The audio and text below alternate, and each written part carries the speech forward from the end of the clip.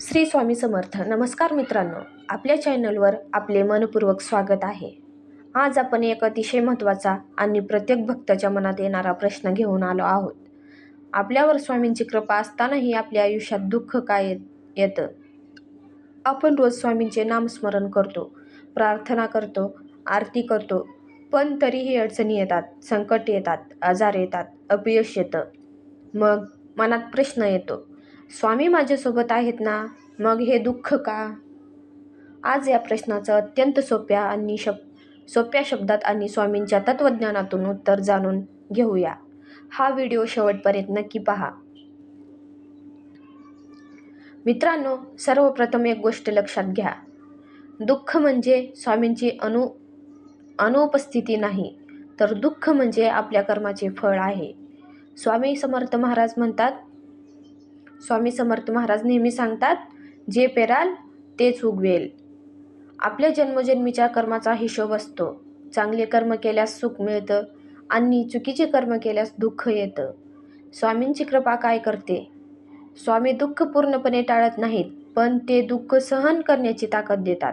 उदाहरणार्थ, एखाद्या आईला आपल्या मुलाला इंजेक्शन द्यावं लागतं. आईला माहीत असतं की मुलाला वेदना होतील, पण ते त्याच्या भल्यासाठीच असतं. तसंच स्वामीही कधी आपल्या जीवनात संकटे येऊ देतात, कारण त्या संकटातून आपल्याला शिकायचं असतं. दुःख आपल्याला नम्र बनवतं, दुःख आपल्याला देवाजवळ नेतं, दुःख आपल्याला खरी श्रद्धा शिकवतं.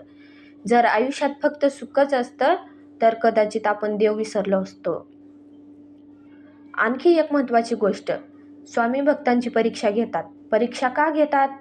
कारण त्यांना आपल्यावर विश्वास असतो. जसं शिक्षक हुशार विद्यार्थ्यालाच कठीण प्रश्न विचारतो, तसंच स्वामी आपल्या भक्तांना मजबूत बनवण्यासाठी परीक्षा घेतात. कधी आपल्याला वाटतं, माझ्याच बाबतीत असं का होतं? पण लक्षात ठेवा, स्वामींच्या दृष्टीने प्रत्येक घटना ही आपल्या कल्याणासाठीच असते. आपण आज जे दुःख समजतो तेच उद्या आपल्यासाठी आशीर्वाद ठरू शकतं. अनेक भक्तांच्या जीवनात संकटं आली, पण त्या संकटातून त्यांना स्वामींचा अधिक अनुभव आला. दुःख आलं की आपण दोन गोष्टी करू शकतो. एक, तक्रार करू शकतो आणि दुसरी, स्वामींवर अटळ विश्वास ठेवू शकतो. स्वामी समर्थ म्हणतात, भिवू नको, मी तुझ्या पाठीशी आहे. हे फक्त वाक्य नाही, हा भक्ताला दिलेला आधार आहे. दुःख येतं म्हणजे स्वामी दूर गेले नाहीत, तर ते आपल्यासोबत चालत असतात. फक्त आपण त्यांना ओळखत नाही.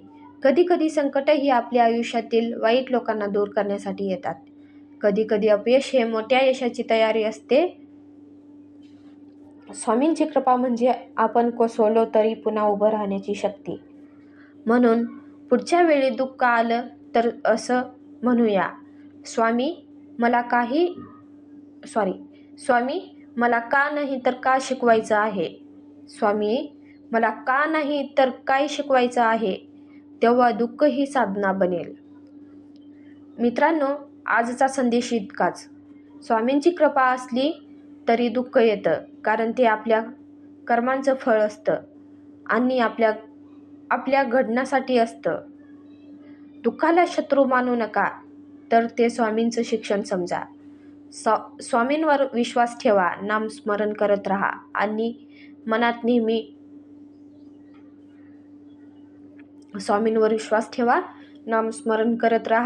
मनात नेहमी ठेवा, भिवू नकोस, मी तुझ्या पाठीशी आहे. जर हा संदेश तुम्हाला आवडला असेल तर व्हिडिओला लाईक करा, चॅनेलला सबस्क्राईब करा आणि स्वामी भक्तांपर्यंत हा संदेश जरूर पोहोचवा. शेवटी एकदा सर्वजण म्हणा, श्री स्वामी समर्थ महाराज की जय. धन्यवाद.